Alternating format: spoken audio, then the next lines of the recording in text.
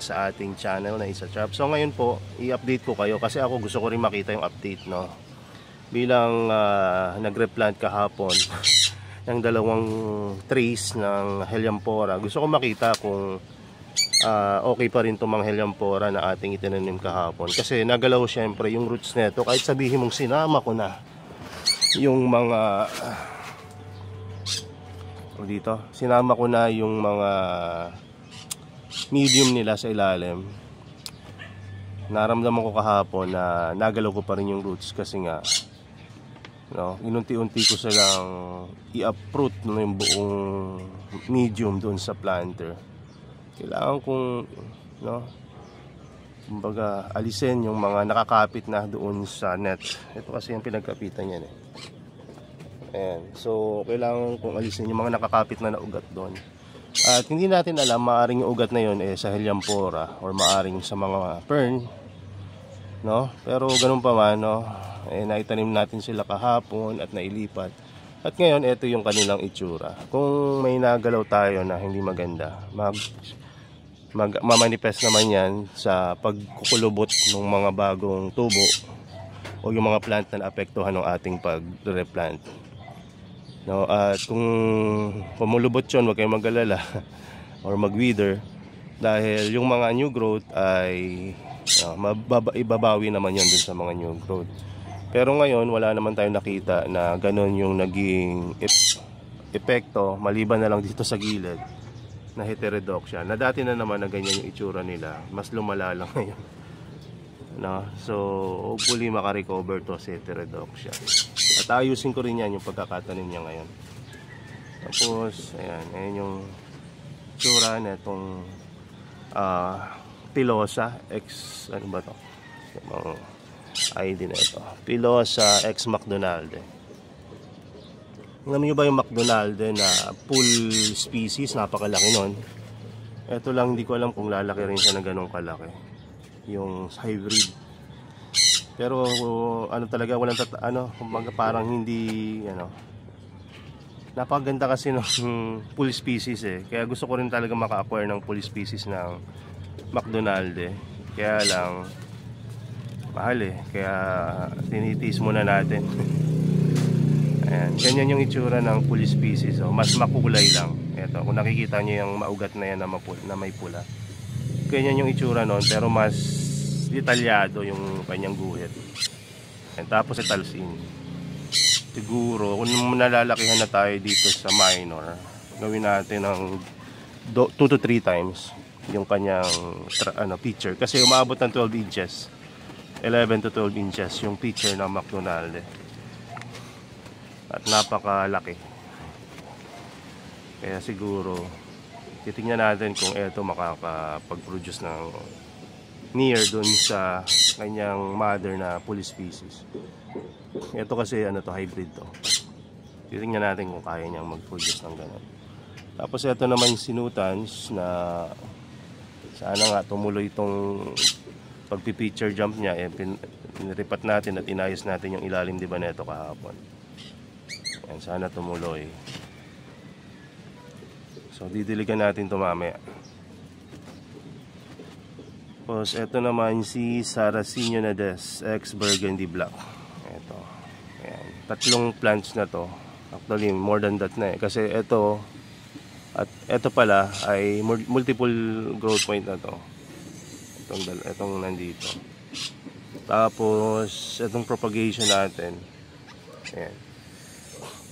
Nung una kong inalagaan yan, mapapayat pa. Hindi pa kita yung traits. At dito na lang nag-mature yung mga yan. Kaya pag bibili kayo ng Helianthora, basta sa legit source, huwag kayong mag-alala kahit na walang traits yan, magkakaroon din yan. Ang source pala na itong Sarracenia Nades X Minor Burgundy Black ay si Sir Andre Dumangkas, no? At ito naman, ito rin sa kanya rin pala galing to, Helianthora Minor Pilosa X Burgundy Black. Sa kanya rin yung galing. Pero itong heterodoxia ay sino ba to? Si Carnivorous Frankenstein. Ito namang sinutans kay ano to, kay Killer in the Bag, no? Kasama nung mga iba pang bago dito. Pati yung namatay. Pero hindi niya kasalanan yon. Ako yung may kasalanan yun na namatay yung plants na yan. So, ito pang Siciliata, galing rin dun sa Killer in the Bag. Pati itong Pilosa, Ionicii, and Sarracenia na Des na police species. Yan. So, etong marami natin na minor, galing rin to kay Sir Andeng or kay Sir Andre Dumangkas. Ayan, dami, diba? So, nung binili ko to, marami na rin talaga. Pero, syempre, dati talagang grabe tayo mag-propagate. So, nung dumating yun sa akin, picture-picture lang ng ilang mga araw, binaklas ko rin. So, nung binaklas ko na, hindi ko na maibalik yung dati na yung ganda. Until today, no? Ngayon lang natin nakita ulit na mas lumaki na yung ating mga plants, no, kaysa doon sa ating noong una silang nabili. Ayun yung masarap po doon, no, pag nakuha nyo na yung tamang pag-aalaga, no, madali, ano, kumbaga fulfilling na mapaganda nyo na yung halaman. So sa ating pagre-replant kahapon, hindi natin naiwasan naging makalat yung ating pagre-replant, no, yung mga perlite. Ayan, tingnan nyo kung kalat-kalat pa, lalo na dito, tingnan nyo. At pagka ganyan nangyayari, wala, ganyan talaga. Kasi ang perlite po yung ating main medium talaga pagka sa mga Helianthera at sa Cephalotus, no. Kasi bakit, no, ang perlite ay madaling mag-drain, no. Ang Sphagnumos po talagang kamakapit diyan yung water, no, para maiwasan ng algae na dinadamihan natin yung perlite, no. At pag tumagal kasi medyo nag-e-erode na rin tong perlite, pati mga medium, kaya bumababa yung medium ninyo. Kaya ayun, nagre-replant tayo from time to time para mas ma-replenish yung mga na-decompose na medium, no. Hindi ko rin na ano yan dati masyadong mga pinapansin, no, pero kumukonti talaga yung medium pagka tumatagal yung inalagaan. Nandun na yung nagsisip sa ilalim yung mga medium, kaya nga nilagyan natin ng ano to kahapon ng tawag doon, kulambo. Ayan,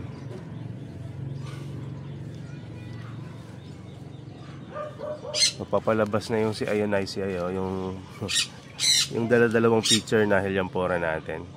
Papalabas na yung pangatlong picture niya. Hopefully hindi natin to nagalaw ng gusto nung nag-replant tayo.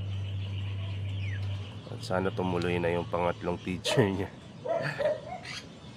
Napaka-healthy na itong two-pictured Helianthera na nabili. Pag mga ganyan, mga two-picture, mura lang na nabibenta. Pero maganda niyan kasi full species to Kaya panalo rin talaga yung purchase ko na ito. Isa pa, ayun Ionicii talaga siya. Isa pa, may experience na ako dati sa pag-aalaga ng mga ganyan, yung mga two-pictured Helianthera.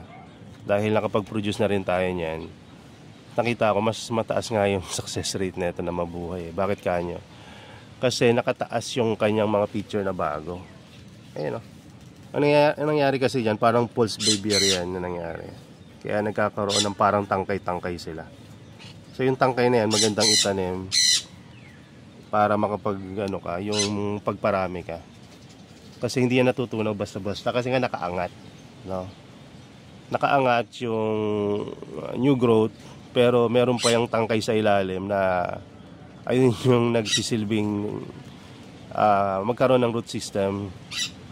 So kung ima-imagine nyo, antay pagkabulok nga yung ganyang propagation. Pero hindi mo naman masasadya yan na laging magkaroon ng pulse babyary, kasi medyo rare niya na magkaroon, hindi palagian. Pero may mga halaman na madalas magkaroon yan, lalo na yung mga nagbibinata pa lang ng mga Helianthera tulad ng mga ganitong klase. Yung mga payat pa, yung papunta pa lang sa matured plant, dyan sila karamihan na nagpo-produce ng pulse babyary. At itong malalaki na bihira na yung maglabas ng ganon. So pagka nagkaroon ng ganun yung plants ninyo, or may mabibili kayo na yung may tangkay na Helianthora, at may mas maganda pang iba, yung may tangkay yung bilhin nyo kasi mas madaling buhayin yun, no, kaysa dun sa ibang mga propagation. Pero hindi ko naman sinasabi na imposibleng alagaan yung mga ibang propagation. Actually, lahat dito ay nasa natural propagation na picture lang, no, na walang false aviary. No, pero bakit natin nabuhay? So sa tamang pag-aalaga, wag nyo lang talaga silang itatanim ng nakalubog talaga, na malalim na pagkalubog. Kailangan medyo angat ng konti. Tapos wag nyo agad pahanginan ng husto, no, lagay nyo dun sa las yung hangin na lugar. Tapos lagi kayo magta-top misting, no? Top misting yung isa sa mga isa sa mga dapat na ginagawa, no? Kasi pag top misting, naiiwasan yung pag-wither o yung pangungulubot ng mga picture ng mga Helianthora nyo, lalo na yung mga bagong replant or bagong propagate. Kasi yung mga bagong propagate, no, kahit na isang picture na lang yan, kung lagi nyo dinidiligan, tulad nito, no, isang taon na yan dyan, buhay pa yung picture niya, kahit na alam ko na hindi siya mabubuhay, green pa rin kasi lagi nga nadidiligan, no. At sometime, no, pagka hindi kayo nainip, minsan nabubuhay pa rin yan yung mga one picture na propagation, no. Kaya lang ang tagal talaga pag one picture lang, at least 2 picture para mas mabilis ng kaunti, para isa sakripisyo, no, sa energy yung isa for photosynthesis at magkaroon na siya ng ayun yung new growth. Kasi pag one picture lang talaga napakatagal talaga yan, pero hindi maagad matutuyo yan hanggat tinatap misting nyo.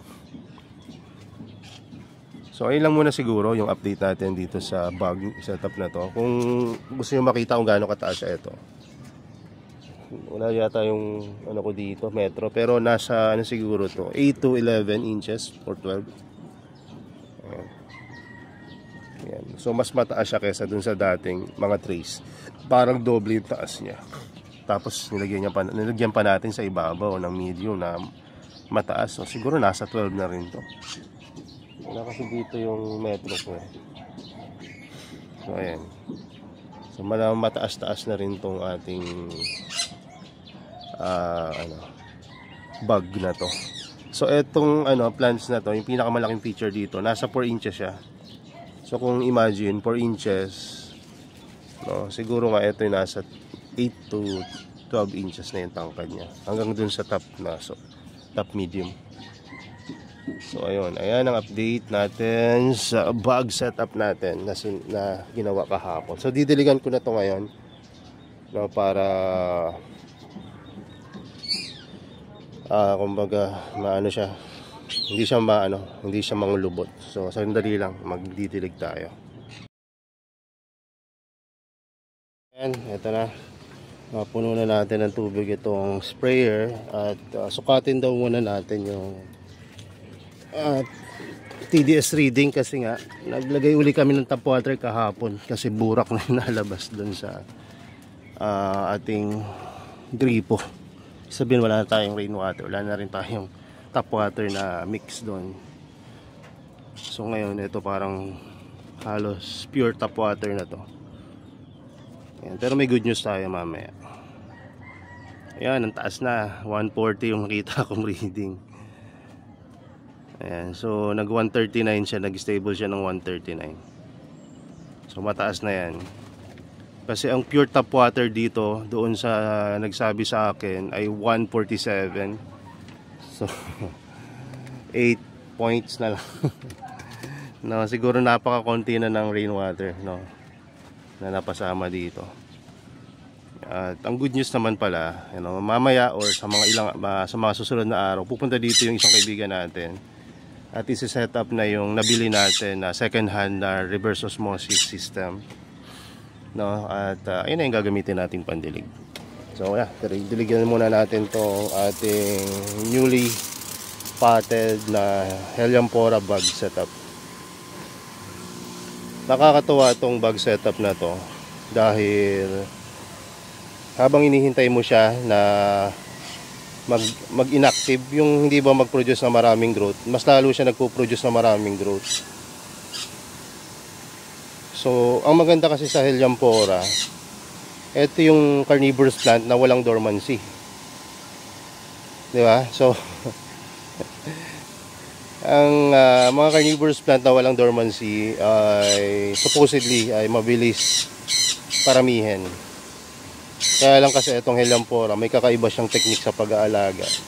Kaya hindi ganun karami yung nakapagpaparami nito. Although marami na talagang nakapagparami through tissue culture, pero yung outdoor setup or at least no greenhouse setup ay dito sa Pilipinas ay hirap pa lang silang buhayin to. Pero siguro sa mga susunod may makikita na natin na kaya na nilang buhayin dahil marami na rin naman tayong guide na nagawa at wala naman tayong tinatago, no? So ayan.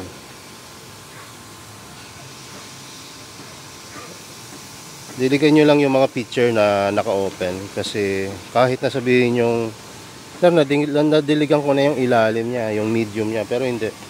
Kailangan diligan nyo yung picture talaga. Kung ayaw nyo siyang mangulubot mamaya ang tanghali, kailangan nyo siyang diligan. Kasi yung dating roots niyan, maaring nagalaw natin. So magre-reset ng root system yan. Yung mga nagalaw na root system, syempre pupwesto ulit ng tama yon. So makakaasa tayo na may effect talaga sa kanila yon. So kailangan nyo tulungan siya na hindi siya matuyo habang nag-a-adjust siya. So ang mga problema after repotting ay mali yung pwesto ng halaman. Yung tipong naitanim ng sobrang lalim, no, yung pagka ganon, medyo prone sila sa pag-root rot o pagkabulok. Kaya dapat ayos yung inyong pagkakatanim right after ng repotting. Muntik pa natin madali yung halaman. Buti yung fern nyo dadali natin. So ayan, tapos kung magagawa nyo po na hindi magalaw talaga yung root system, mas maganda pag nagre-replant kayo. Yun nga lang kasi ang laki nung planter natin kahapon, kaya hindi ko maiwasan talaga na magalaw yung halaman. Tapos yung dalawang trays, pinagkasya lang natin sa isa. Kaya medyo nagulo talaga sila kahapon. Pero ganun pa man, ayan, medyo firm na sila ngayon.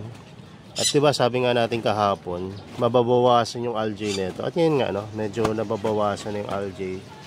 Papansin ko na yung gooey na algae bawas na. At nahuhugasan na yung mga algae na natira. Dahil puro na tap water yung pandilig natin, hugasan na natin. Huwag na tayong maghinayang sa tap water. Hugasan natin yung medium. So pagka mga medium na may algae na, pero gusto nyo pa rin gamitin at ayaw nyo pakialaman yung halaman nyo na nakatanim dun sa medium na may algae, ito ang gagawin nyo.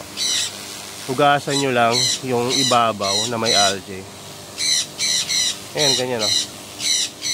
Yung algae na yan, bababa yan, yung mga mag-green na yan. Malilinisan yan. At tuwing ginagawa nyo to, araw-araw kayo nagdidilig or every other day kayo nagdidilig, mababawasan na mababawasan yung algae. Considering na yung inyong medium ay well aerated at pagka halimbawa sa mga BFT, wag niyo nang i-tray, no, wag niyo nang i-water tray. Ito kasi Helianthera to eh. Pag sa mga BFT, wag niyo nang i-tray. Kasi para yung water na may algae na pinangwawash nyo dito, mapunta sa ilalim at mawala, wag mapunta sa medium. No, kasi pagka ang algae naman na may tubig ay mapunta sa ilalim, ay hindi na yan mabubuhay kasi wala nang photosynthesis. Ang algae kasi kailangan niya ng photosynthesis or sunlight access para mag-survive.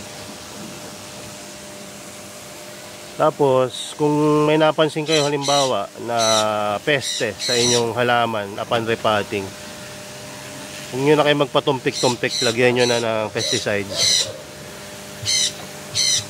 Or ano nyo na, i-address nyo na yung problema na yan. Payas, no, pag merging yung plant kung gusto yung natural, isubmerge nyo sa pure rainwater or distilled water. Pag na-submerge nyo na yan ng mga 3 oras, ayan, so malulunod yung mga peste doon. Kung hindi nyo naman ma-submerge, kasi kung ganito nakalaki yung mga taniman nyo or hindi nakakasya, sa pag sasubmerge dyan paglulubugan nyo na container, ang pwede nyong gawin ay tanggalin yung plant doon sa medium at yung plant lang yung inyong isubmerge, tapos palitan nyo na ng medium. Total, ina-fruit nyo na, no? Kung ayaw nyo naman gawin yung dalawa na yon, pwede nyo lagyan Starkel G. Yan ang pinaka mabilis na solusyon, pero yun nga lang, medyo delikado yon dahil chemical yun eh. Good sa halaman nyo yon, pero sa inyo hindi. So, at balansehin nyo rin. Kung madalas kayo tulad ko na halos yung mukha ay malapit na sa halaman, no, pag-isipan nyo muna kung ilalagay nyo yung Starkel G. Kasi pag ginawa nyo yon at gantuhan yung pwestuhan nyo, kahit na nailagay mo yan kahapon, ngayon yung Starkel G, yung amoy niyan, sasakit pa rin yung ulo nyo. So, hanggat hindi nyo kailangan yung Starkel G, huwag nyo nang ilagay. Natural method lang. Ayan. So, ayun lang yung update natin dito sa ating bag setup. Kung nakikita nyo, no?